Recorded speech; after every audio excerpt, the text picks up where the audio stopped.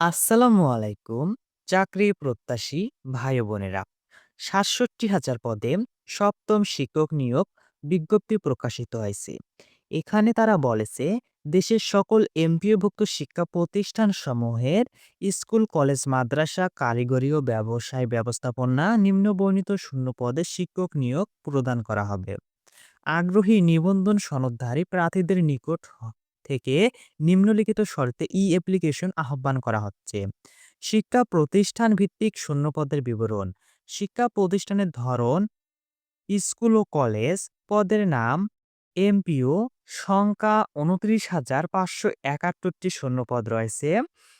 এরপরে হচ্ছে মাদ্রাসা, পদের ধরন এমপিও, এখানে ৩৬,৮০৪টি শূন্যপদ রয়েছে।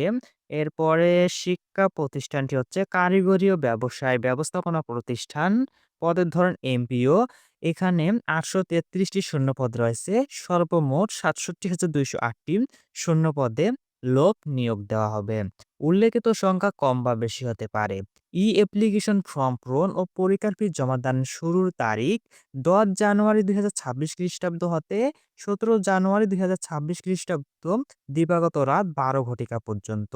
আবেদনকারীর বয়স ও শিক্ষক নিবন্ধন সনদের মেয়াদ ৪ জুন ২০২৫ খ্রিস্টাব্দ তারিখে সর্বোচ্চ ৩৫ বছর এবং শিক্ষক নিবন্ধন সনদের মেয়াদ নিবন্ধন পরীক্ষার ফলাফল প্রকাশের তারিখ হতে ৩ বছর।